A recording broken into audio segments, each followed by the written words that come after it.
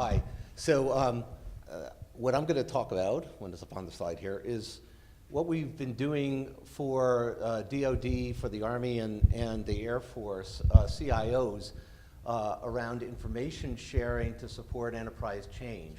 And so it's from an internal perspective of open government, because government internally is not open to itself. So that's where we're at. So next slide.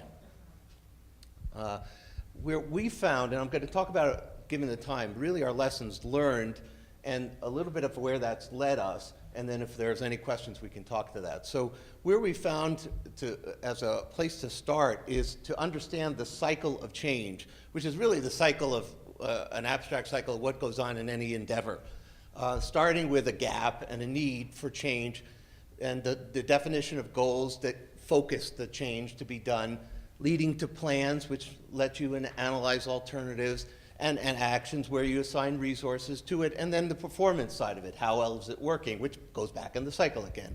So if you click again, the challenge a bit is that when you're trying to understand the knowledge that's associated with it, which we've found to be essential for how you organize sharing information about proposed change and get people involved and get openness in order to get the best decisions be made, is that you got a challenge in that how fast the cycle has to go, the pace and the depth. You can only go to a certain depth of understanding. So click the next slide. So we focused a lot on knowledge sharing and found that this cycle itself is very useful for hanging related knowledge associated with it.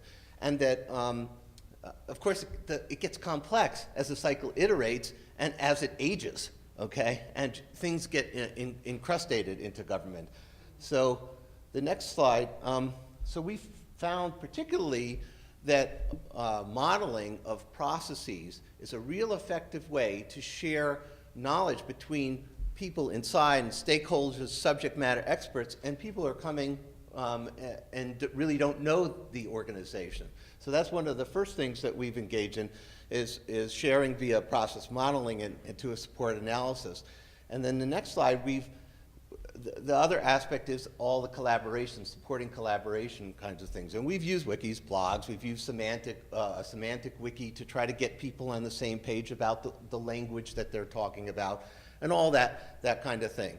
And one of the big challenges of the technologies is that they don't really work together very well. In large organizations where you have to bring together a community, there are different implementations of the technologies, and then you really sort of have to orchestrate them to work together. And the technology is pretty immature for non-specialists. So you can find tools that are out there for good performance analysis, but if you want to get that to somebody who's outside of that kind of community and that specialty, it's a hard thing to do. So those are some of the challenges. We went to the next one, which is really where we're at right now, which is how do we engage participation? How do we make this stuff accessible?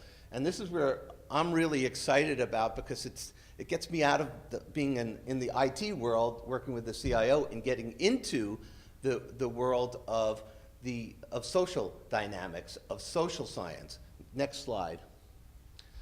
So what we're trying to do is how can we build an environment that really engages participatory deliberation? If you build on the work of Open Dialogue, NAB and others have done with the Obama administration, there's a lot of great work for information sharing, but understanding, is there real deliberation going on? Do you have a participatory engagement there? And we're moving to look at how we might use some of the social science work in this field, particularly James Fishkin's work at Stanford on When People Speak, which really is a scientific study of how can you create the proper balance in participation, the proper participants from random sampling, so you have equal considerations, a diversity of viewpoints, and a balanced sharing of information. So if you take all that stuff, we can only go to a certain level of depth. We need subject matter experts to sort of synthesize that information and make it accessible to folks.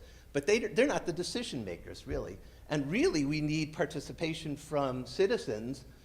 In our case, we're moving to deal with the Army force generation cycle, which is how you deliver forces to the field. And it's the whole overall enterprise cycle. We need soldiers involved in that. We need people who are impacted by the decisions.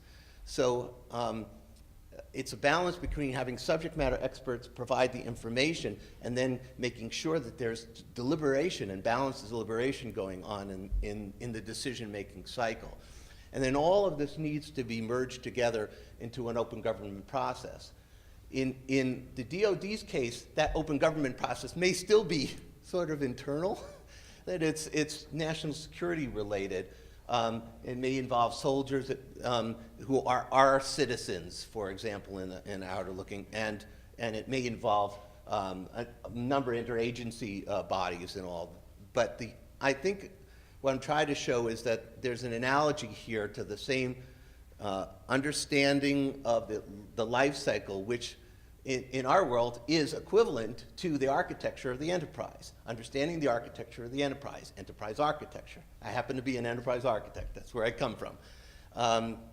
And then ensuring that there's balance in the communication and in the deliberation process. That's mine.